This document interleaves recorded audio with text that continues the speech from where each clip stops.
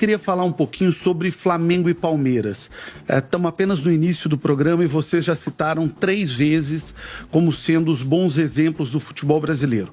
E como esse estudo é um estudo que já está indo aí para 16 temporadas, vocês pegaram lá no início do estudo um Flamengo muito mal, um Palmeiras muito mal.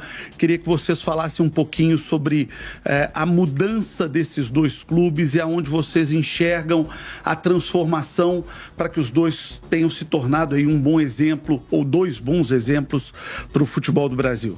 Até pegando o gancho aí, João, o relatório está na 16ª edição, né? Quem é o grande idealizador do relatório é o César Grafietti, economista renomado no mercado aí, né? Começou o relatório lá dentro do Itaú, ele mesmo fala que começou como uma brincadeira, né? A gente, Outfield Galápagos aqui, é parceiro do relatório há 3 anos, então a gente, né, participa da construção das análises do conteúdo com o César, e no próprio relatório desse ano, o César faz uma abertura, né, nas primeiras páginas do relatório, e ele compara 2024 e 2025 com o que ele viu nas análises de 2014 e 2015, quando também houve uma injeção grande de recursos no futebol brasileiro, muito por conta do salto na negociação de direito de transmissão na época, e quando também esse dinheiro foi direcionado quase que exclusivamente para a compra de atletas, para investimento no campo, e não houve essa desalavancagem, né? Então ele faz esse paralelo entre os dois momentos e trazendo Palmeiras e Flamengo para o cerne da questão aqui.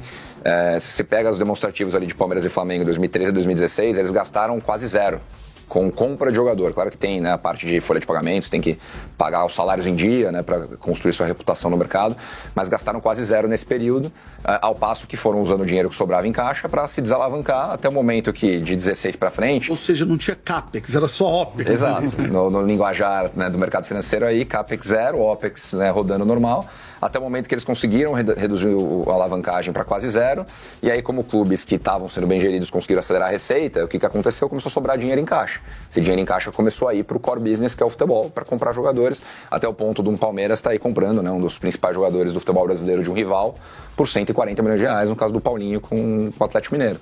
Né? Por quê? Porque tem mais capacidade financeira de fazer esse tipo de movimento. E essa capacidade financeira, João, acho que é importante, porque qual que é a solução de um clube que está alavancado, com dívida e sem dinheiro no caixa? Né? Ou tomar mais dívida, que chega a um cenário que o clube não consegue mais, ou vender jogador. Então o clube começa a se desfazer dos seus bons atletas, das suas joias da base, às vezes por preços menores do que o valor de mercado, mas porque precisa fazer liquidez para poder pagar a conta corrente. Né? Quando o Palmeiras e o Flamengo, como exemplo, e alguns outros clubes conseguem ter uma capacidade de investimento, ele consegue segurar aquele jogador para o momento certo de conseguir vender aquela joia para o mercado correto no preço adequado. Então isso muda bastante a postura de um clube que vende almoço para pagar janta e de um clube que consegue, ao longo do tempo, ser um investidor de fato. E a gente vai vendo, só para complementar, essa inversão de vetores no futebol brasileiro. Então, se até antigamente a gente via um Bahia como um clube vendedor dentro do mercado, o Bahia hoje é um clube comprador, né? Compra jogador do São Paulo, compra jogador do Santos, né? Compra jogador do Cruzeiro. Por quê? Porque tem capacidade financeira para fazer isso. Quando a gente pega a história recente de Palmeiras e Flamengo, é possível acreditar que há espaço para mais alguém repetir essa história em curto prazo? Ou é difícil alguém conseguir construir essa trajetória, esse caminho? Por que eu pergunto isso? Porque quando a gente fala do Flamengo, a gente fala do maior clube do Brasil, com a maior torcida, a maior capilaridade, o maior direito de TV. A máquina ali é muito robusta. E quando a gente fala do Palmeiras, a gente fala de um dos principais clubes do estado mais rico do Brasil. Então, quando a gente fala de Flamengo e de Palmeiras, por mais que tenham sido experiências duras, por mais que haja muito mérito em quem fez, é diferente a realidade dos dois dentro do futebol do Brasil. Não, com certeza, mas ao mesmo tempo, né, eu usei o exemplo do Fortaleza aqui, né, o próprio Bragantino, a partir do momento que a Red Bull compra e começa a fazer investimentos maiores, a gente vê hoje um mercado, né, como a gente falou aqui no começo, que movimenta muito mais dinheiro.